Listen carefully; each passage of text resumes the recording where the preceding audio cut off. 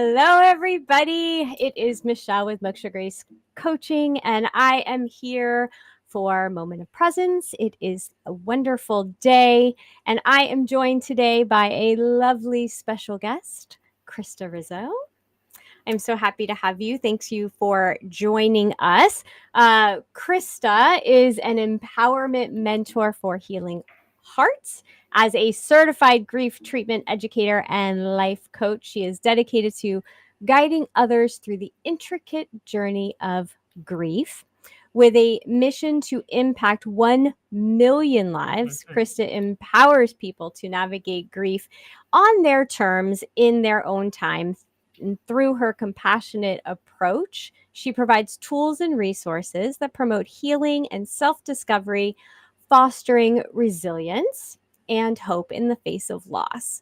And I also noticed there's an ebook called You Can't Tell Me How to Feel, Yep. Navigating the Journey of Handling Loss and Building Resilience on Your Terms. So I wanted to talk about that, but welcome. I'm honored to have you here today. Thank you. I'm so glad to be here. Thanks for having me. I love talking about this stuff. It's important stuff. It is important stuff. And it's also a lot of stuff that people don't want to talk about. Yes. Yes. And that I think is a big issue. Yeah, 100%. I think a lot of people don't realize that when you're navigating grief, it's not only about death, right? So loss comes in a bunch of different forms and a lot of different flavors. And sometimes we don't attribute that or acknowledge that when we're going through it. So, it becomes something that could potentially sit with you for a long time, and you don't address it because you don't really know how to, label it, for lack of a better way to say it. Right. So I think it's important to kind of have these conversations. And I learned that more specifically, I mean, I've always kind of known it, but more specifically throughout a global pandemic and, all the things that we kind of have lost over the last several years that we never really had to think about before. Yeah. Yeah. It's so true. I remember the first time that I had, back in the day in high school, I took a grief and a death and dying course. And I think we had talked about that. And so I learned, the Kubler-Ross way. Yes. But when I worked in healthcare, it was really the first time I had heard that or been presented with the fact that grief isn't just about death. And I was like, huh, what do you mean? And so this is a children's hospital. And so I was talking to my, my boss, and he was trying to help me because I'm a family advocate. I'm walking around, I'm trying to help people understand. And he's like, think about it. If their child is losing a kidney, they're upset about the kidney, about the surgery, but the dad who potentially had his sights on his son playing football, just like he did, and, being the high school football star, he's now grieving what that potential future was and how they were going to come together. And I had never thought about it. And that was like 15 years ago now at this point, and it just really opened my eyes to, no, grief is about anything and everything that you lose. Sure. Yeah. And I giving it the attention that it needs has allowed me to better understand it, right? Like when you go through these cycles in your life, losing a job or your own health or a relationship or a marriage or any of the things that, maybe you haven't personally experienced them or somebody who has, even getting certified in it has given me, just more in-depth information into why and how and the importance of each experience having its own grieving process. You can't layer them all on top of each other and kind of bundle it all together because it doesn't work that way, right? You grieve for different reasons and obviously you grieve longer for certain things, right? You might grieve a relationship for a little while, but you'll grieve a death for a longer period of time. So there's a lot of really interesting, tools and resources and helpful, no doubt, right, for people, to lean into when they're, going through their grieving process. But I think for me, the biggest one is learning how to give yourself grace and to Mm-hmm. give yourself the time that you need. There is no timeline for grief. Right. Right. And one of the worst things you can hear from somebody else that said is hearing, you should be over this by now, right? Like that's a Oh my gosh. terrible thing to say and Right. to hear. And I'm Mm-hmm. sure we've all heard it. And we may or may not have said it because we were naive to understanding Right. what Right. this We actual didn't know process better. was, right? We didn't Mm-hmm. know better. I mean, we've all been there, done that, right? But I think I have a friend whose husband passed away a year ago and he went through a very aggressive cancer and it was a really long 18 months. Mm-hmm. And he's been gone for almost 18 months now. And, it was, right around the year mark, she said to me, someone said to her, you look really good. You're doing a really good job of getting over it. And she was like her jaw kind of hit the floor. And she was like, I didn't really know how to come back to that. Yeah. And I was like, yeah, like, because those are not things you should say to people. You should, yeah, right. So that's another thing. Like we have to educate ourselves on how to be supportive Right. in grief, right? Well, Not just yeah. understand how to navigate it for ourselves, but like how do we support people who are going through it? Well, and so that's a great point, and Yeah, we can do a little mini topic on that, because what are the right things to say and not to say? Because I'm sorry for your loss. yeah, To me, that doesn't feel. I mean, it's kind of like traditionally right, what you say, but it's right, not. I don't know that that's what the other person actually wants to hear. yeah, Like, okay, well, thank you. Like, it's right. just so. What are your suggestions? What have you found? So I think going back to like the part of it, right? I'm a big proponent of acknowledging, validating, and acting, right? I teach my Mm-hmm. clients how to do that, right? You acknowledge that this is happening to you or has Mm-hmm. happened to you. If it's something in the past that you're kind of dredging back up, you're validating the feelings around it, because every time your feelings are valid, don't let anybody ever tell you that your feelings are invalid. And then you figure out what your action plan is. Like, how am I going to move through this? Because the Mm-hmm. only way out is through. Right. And there's not a finite end, right? So I think if you're somebody who is looking to be supportive, Mm-hmm. helping that person go through these steps, right? Helping them acknowledge that this has happened. This is really a terrible thing, right? And I I'm here for you. I want to be supportive of Mm-hmm. you. I encourage you to have all the feelings that you're having. I'm validating your feelings for you, kind of thing. But I think, Krista likes to say, my heart is with you and your family at this time. Yes. Mm-hmm. And I think another good response for I'm sorry for your loss, I say me too. Like when somebody says to me, I'm sorry for your loss, I say me too. I am Yeah. too, Yeah. because I think that it kind of, it feels a little bit better than saying thank you, because it's like, Right. Like, okay, thanks. Um, what do you do with yeah, that? yes. So I think that's also a form of an acknowledgement. Like me too. I'm sorry Right. for it too. I didn't expect this to happen. I didn't, and I remember having a conversation with a colleague several years ago who was going through a divorce, and we had just kind of met through this networking thing, and we were out at a function, and we were kind of just getting to know each other. Like, what do you do? Who are you? Right. You have any kids? He's like, well, I'm going through a divorce. And I was like, I'm really sorry to hear that. And he looked at me and he was like, thank you for saying that. Mm. Nobody ever, like, divorce a lot of times Yeah. can be contentious. So it's like, did you, a lot of times it's like, good for you. And it's like, Right. a lot of people don't, well, you don't go into a marriage wanting to get divorced, I hope. Right. You would hope. He said that. He was like, nobody has ever said that to me. And I now will use that, because you're right. Like, I didn't walk into Yeah. this relationship. I mean, it might be hard now and Right. whatever, but I think choosing our words and really knowing how to do that. So I think just being I'm here for you. Yeah. You know, even saying, I'm here to help. Offer up a suggestion. I'm going to bring you dinner on Tuesday night. Are Right. you going to be around? I'm going to call you on Thursday and see if you want to, have a cup of coffee together. Right. Right. That kind of Exactly. stuff. I think it's important to make it a little bit more narrow. Right. Right. Break it in, go into it, instead of saying, I'll call you and Whatever we'll do you dinner. need. Right. Because they never call. No. Because they don't know what they need. They don't know what they need. Right. And So that happened to when Krista was in the hospital. She's a cancer survivor. When Krista was in the hospital, I had tons of people going, oh my gosh, just let me know if there's anything you need.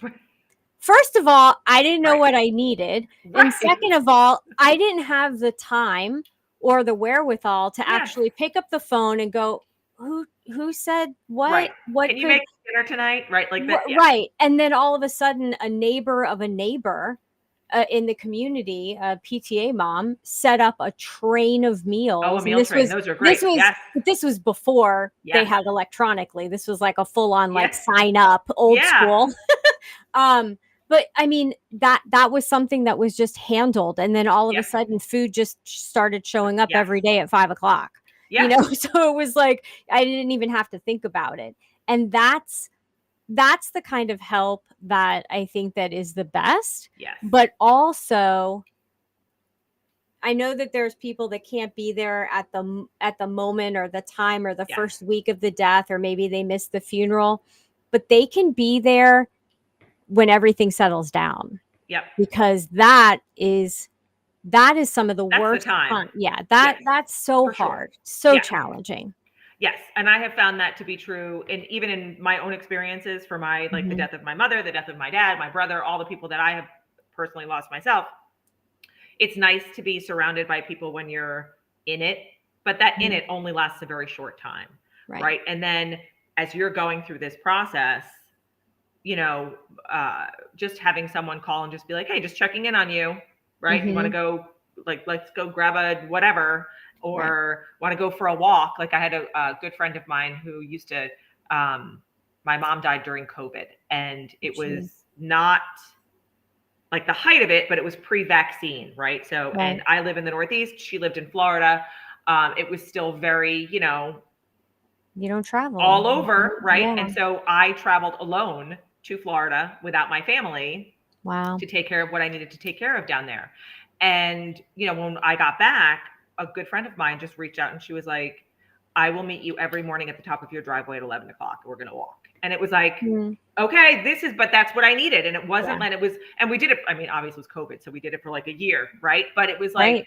that was very helpful for me. Yeah. And just having those kinds of interactions afterwards has Yeah. been very helpful for me. And I Yeah. think that was part of um, one of the catalysts for me getting certified to be a grief Yeah.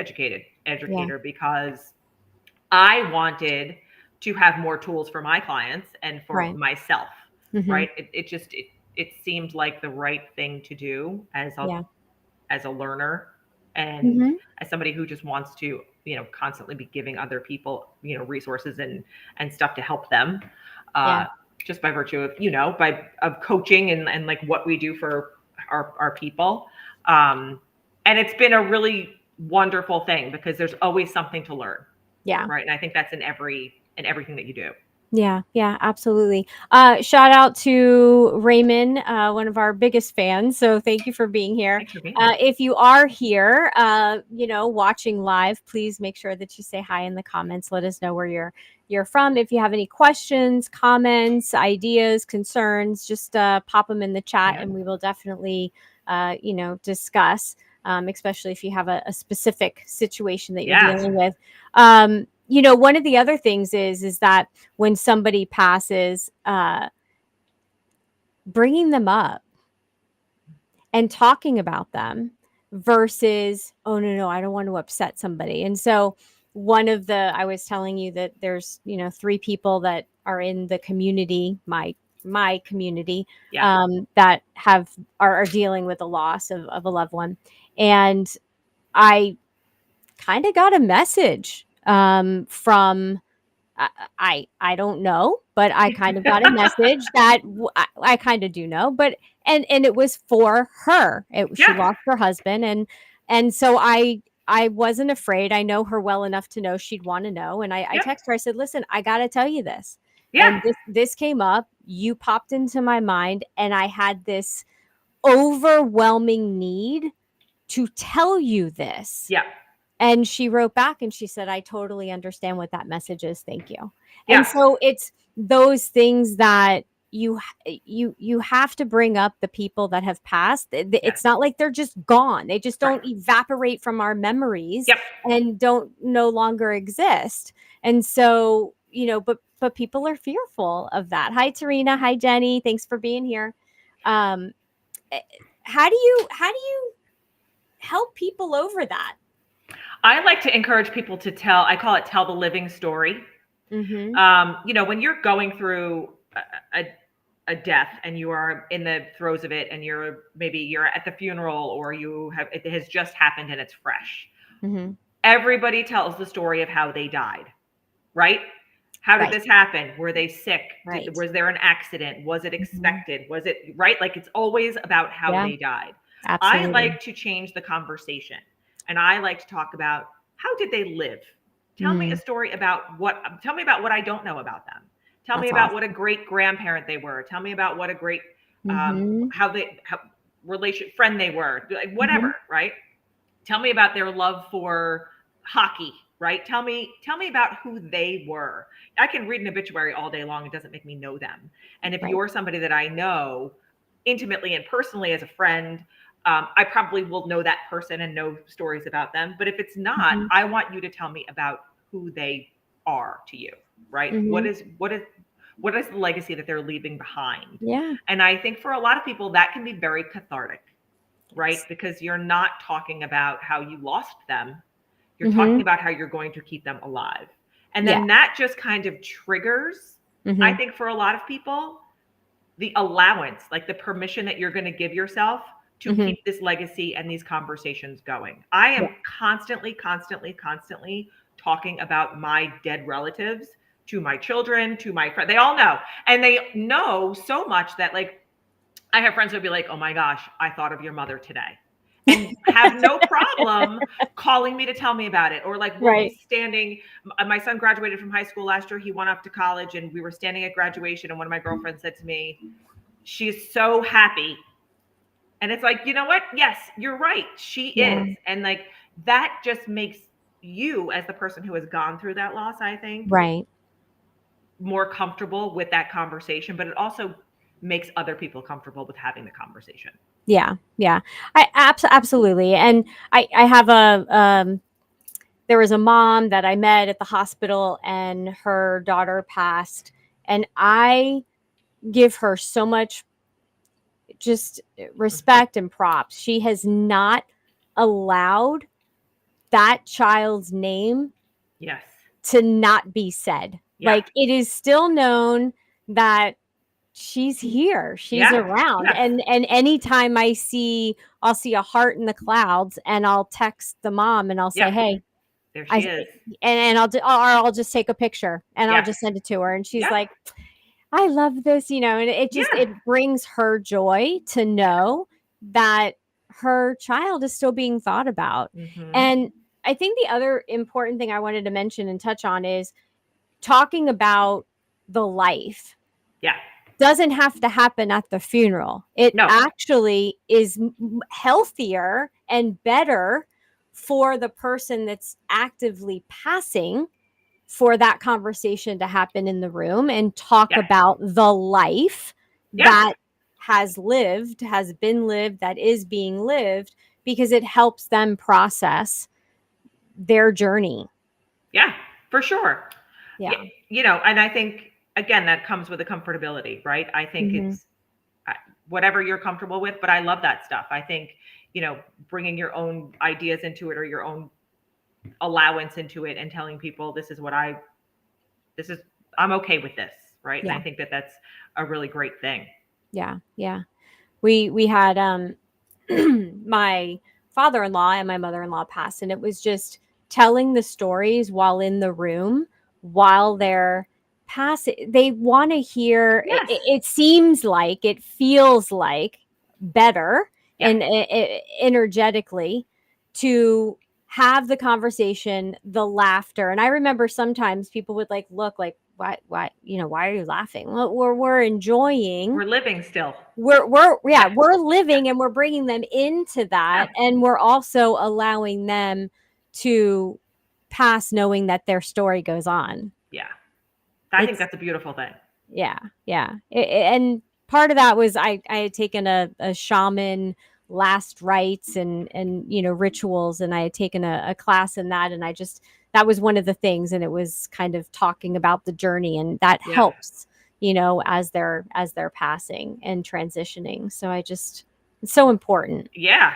The acknowledgement that I mean, like to think, I don't know because I have not been there, but I think, if you're going through, you're ready to make that transition and you're in a room with people who love you and who care about Mhm. you and are talking about you and are including you, it's easier to let go. Yes. That's just my 2 cents. I can't, that's my thought process around it, right? Feels good. It feels better. It feels good. It feels lighter. And I laugh because there's someone in the family who is the opposite, and let's just sit quietly. Oh yeah. And I'm like, okay, so I'm going to have a list of what I want. So when it Yeah. comes to that time, I want this music being Right. played. I want a I party, want man. these people in this Yeah. room. Yeah. I want to hear the laughter. I want to be spoken to. I want to continue hearing the Yeah. stories. Like, this is what, and that is one thing that we have the power to control. We can't control how we came into this world Right. because we just kind of came through this channel and our canal. But we do have some control.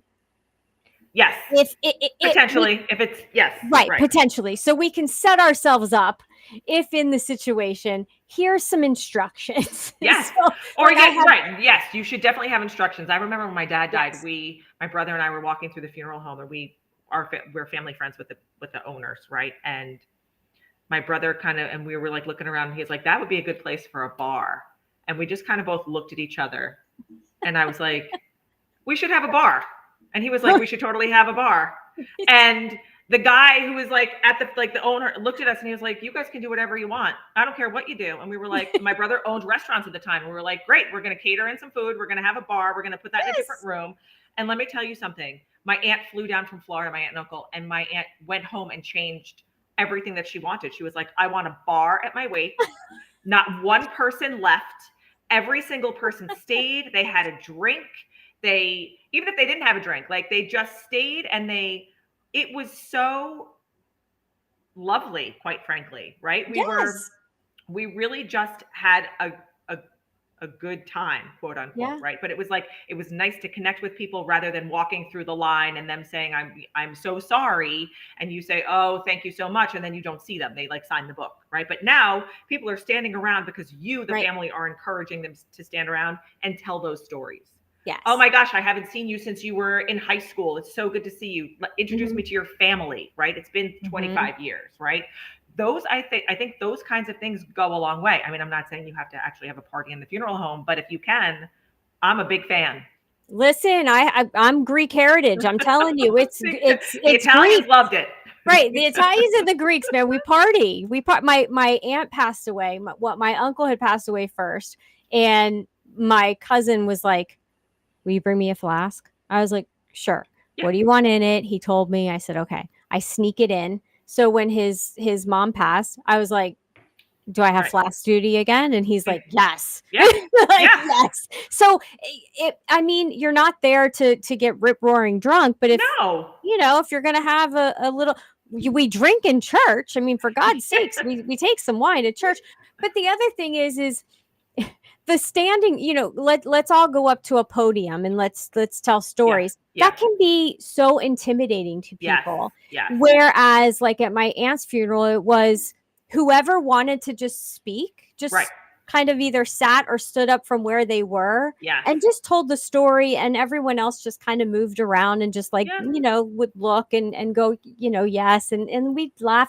It was just such much more of a relaxed and Yes. pleasant Yes. environment versus the whole rigmarole of sitting back and gotta Yeah. be And quiet yes. and Yes. oh my The goodness, ceremony. the ceremony. My Yeah. grandmother at my grandfather's funeral during the ceremony, we're sitting in the front, and she was 94, 95 Oh. when he passed, and she lets out, what's he saying? I can't hear, and we just like, we're like, oh my gosh. And then she made some other comment, but it was just, and we Yes. kind of like all Life. giggled and laughed at, Yep. yes, because life is lifing. It's Yes. happening. It's happening. Yes. Yes. Yes, Raymond, I think being cremated with Garth Brooks standing outside the fire playing would be Sounds great. appropriate. Yeah, I think that that's awesome. Um, and so we had talked about that grief isn't just about death, Right. that grief can be about career. And I know Yeah. you had a long corporate career, Yep. and we both had a Yep. ending, and Yeah. there's a Yes. identity death that Hmm. happens with that, and we have to mourn the identity that we once were, and move into another one. But there's all kinds of losses. Yeah. How can people be more aware that someone is actually feeling grief, and it's not just like, oh, you lost your job, big deal, go get another one? Like, there's more Yeah. to it, or a Yeah. divorce, or Yeah. I think that goes back to like the acknowledging, validating, and acting, right? Like if Mhm. you are going to be supportive of somebody, I'm really like it sucks that you lost your job, or it's terrible that, your relationship just ended, right? Mhm. Acknowledging that with them to let Mhm. them know that, oh, you're paying attention, right? And then validating it. I totally understand that you are angry and you are sad and that you are overwhelmed and whatever it is that you're feeling.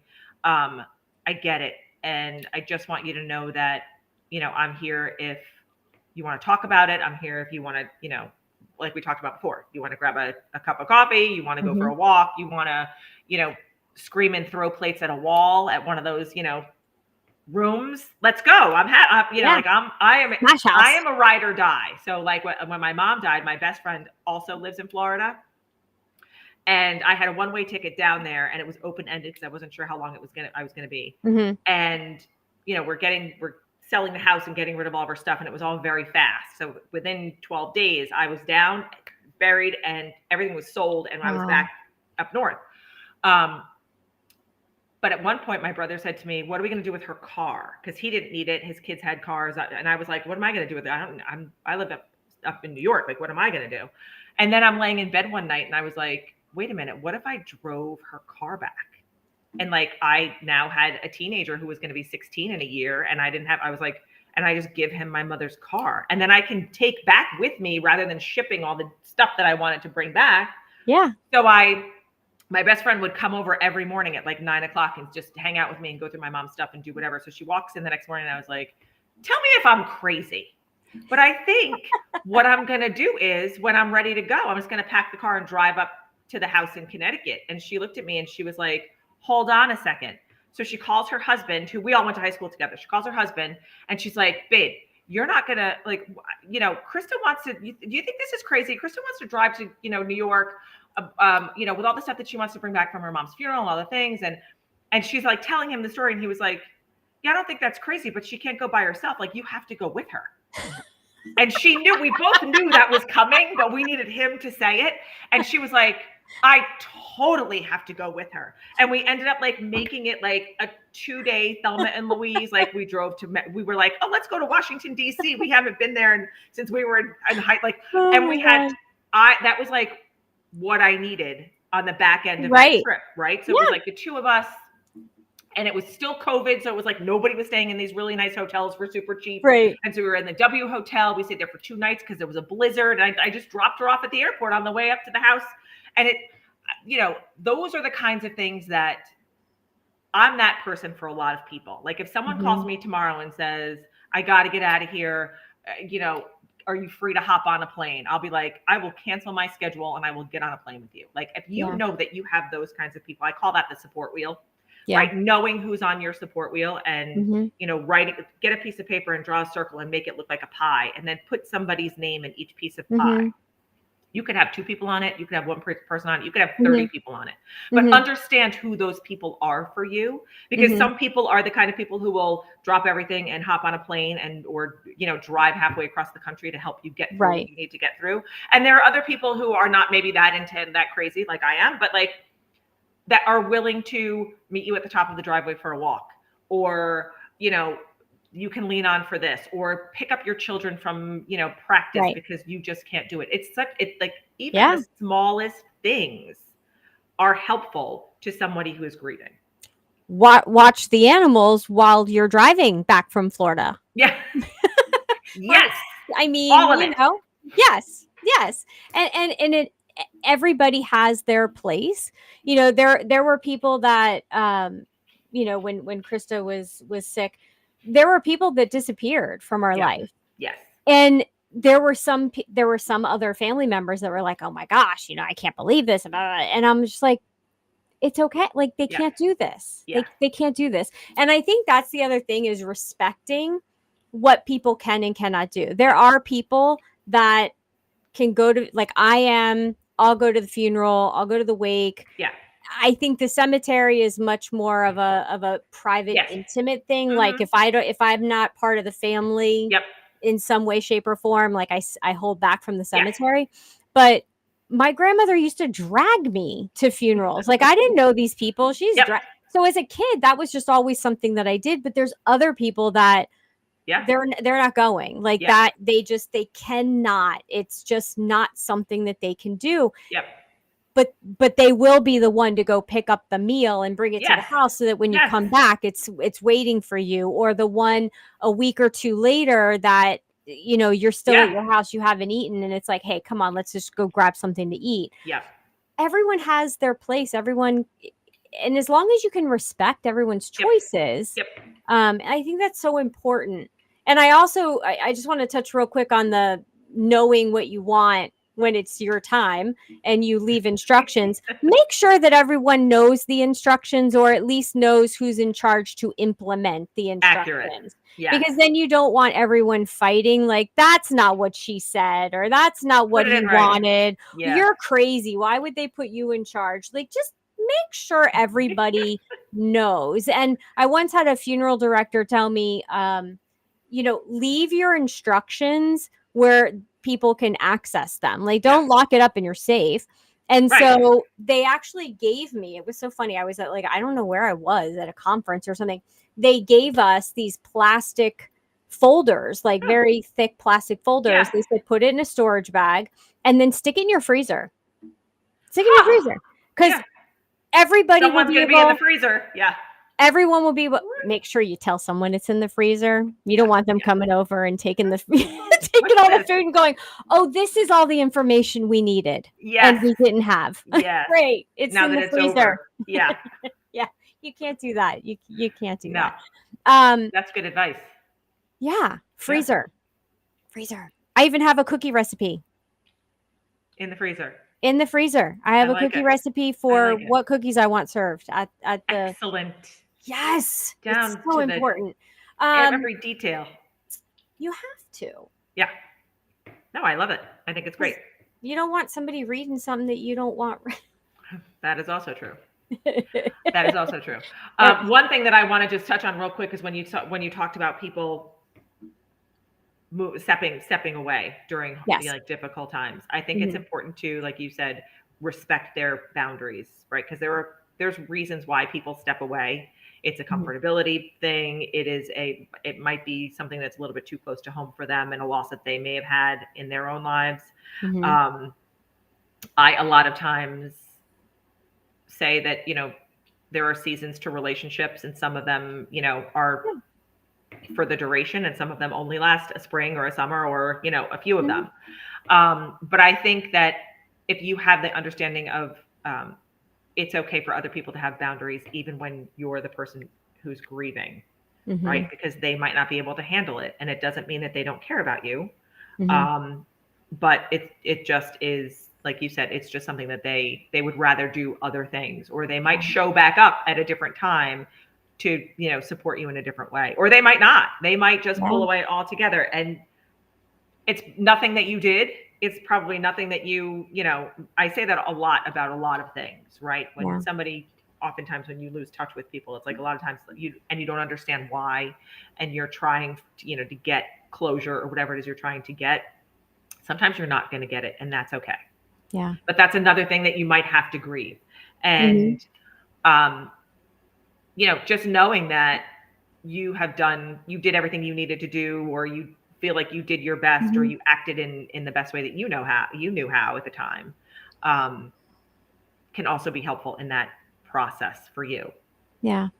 And, and you have to know yourself enough to know to listen, right? Yes. And listen from within, because you'll get the guidance that you need Yep. as far as how to move through the process of grief. And like you said, it can be it can be short, it can Yep. feel short, and then it can come back, a year later and just smack you right in the Yeah. face. Yeah. Somebody had once said to me, it's not linear, it's It is not. circular. Yep. It's spiral, actually, and it gets wider, and then Yes. it comes in, and then it gets wider again. And so that, that truly was so helpful. And that's with everything, Yes. as well. um yeah, there's just so much to this, to this to this conversation. There's a lot. And respecting how anyone handles it is the other thing, is Yeah. to leave your judgment outside, because how someone handles it is not for you to decide. Yeah. I had a friend that lost her husband, and when she, got with the kids, her adult kids, they they went to their favorite amusement park. And she was like, and she literally, I don't give a shit what Right. anybody thinks about it. Yeah. This is Yeah. how, this is bonding for me and my family, Yes. and this is how we're bringing ourselves back together. And I was like, Great. you go. go, like, you go and you have a freaking great time, That's because right. you're not the one that's gone, you're living. And Right. so you can honor the life 100%. by continuing to live. Yep. For sure. And that's what you do. Right. And that's what you do. That's what you do. That's Yeah. the best way to honor somebody. Um, so I saw something on your webpage that I Yeah. wanted to bring up, and Oh, I sure. just loved it, and I wanted to read it. I want you to fail. When you fail, Oh, you learn. When you fail, you allow yourself to make mistakes. When you fail, you admit you aren't perfect. When you fail, you change, you grow, and you evolve. I want you to fail. Failure is the first step to achievement. yeah. You could actually take the word failure out and put like die, but like Uh, a shadow death kind of, ego death kind of way. sure. I mean, you could, because aren't we all like Yeah. passing and Yeah. becoming different and transforming Yep. every single Yeah. moment, every single Yeah. day? Yeah. Um, and there are times where we have to grieve our old selves. Yeah. For sure. Right. We're not, I mean, I'm definitely not the same person I was even a year ago. Right. So, for sure. And I Yeah. think that, we have this idea, we humans are very funny creatures. Like, we have these Aren't we? ideas and these expectations. And, if it's not like, life isn't, again, like we said, life is not linear, right? And when it doesn't go according to plan, Mm-hmm. we find ourselves in places that can feel self-deprecating or negative, or I'm a failure. And so I often try to teach people to use failure as a positive, Mm-hmm. and it's a way to learn, right? It's not, Yeah. you did so bad on your test. It's like, okay, well, what did you get wrong and how are we going to fix it? Mm-hmm. Right. Um, and I think that when you kind of reframe the idea of failure, and I tell people every day, there's no such thing as perfection, right? Nobody Right. is perfect. None of us are perfect. I feel God, like, why would we want to be? no, right. Like, Oh, be God. messy and be creative, and step outside the box that we're not in. Like, that also makes me crazy. Like, there's no such thing as, like, what box are you in? I don't know. But I think that we've kind of been conditioned to think more streamlined. And if we Mm-hmm. let go of that, and broaden our thought processes, and Yeah. give ourselves grace, and remove the judgment, and embrace the creativity and the weirdness, and just all the processes that come around life and death, and loss, and Mm-hmm. living, it tends to lend to a much more rich experience for you in your life. Yeah. Absolutely. Interesting that you brought that up. I had a conversation with, I was talking to my mom the other day, and I was telling her you were coming on, and I was like, oh, we're going to talk about grief, and, you should come on. And she was like, or I said, you should watch. And she was, well, why? I was like, well, because right now you're grieving your your future, your, her Yeah. back, and lots of issues. And so she's like, wait, but that's a thing. Yeah. And I was like, It's a thing, Mom. yeah, getting older Yes. and grieving the life that, or what your body used to be able to do Mm-hmm. that now can't do. Sure. And you're getting older and you can't, this isn't a possibility. And so, yeah, this is grief. Yeah. I said, so Yeah. yeah, you should tune in. So hopefully she's, I hope you're watching. I hope you're watching, Mom. Um, so Krista, where can people find you? So I have a specific website for my grief stuff. It's called youcan'ttellmehowtofeel.com. Love And that. there is, I've got a bunch of resources on there. There's an ebook and there's a journal and I did a course creation, and there's a membership that you can actually invest in and join the private group that I have that does, we talk about all the things in the community. Mm-hmm. Or you can find me at KristaRizzo.com. Like I'm findable at all the places. Findable at all the Yeah. places. Yeah. Well, before we leave, will you join us for our deep breaths? I And will. it hasn't been as heavy of a conversation as probably people expected, but still, we should be able to take this in Yeah. and Let's kind do of, it. be here. So, big deep breath in, and then hold at the top. 3, 2, 1. Long exhale. Big deep breath in. Bring those shoulders up. 3, 2, 1. Long exhale. And one more, because we do everything in threes. Big deep breath in. And long exhale. Thank you so much for joining me. I hope that you'll come back and we'll have more Yeah. conversations. Um, as I always say at the end, we all can wake up and have a good day or a bad day. It is all up to us. So choose wisely. Thank you. And I'll see all of you next week.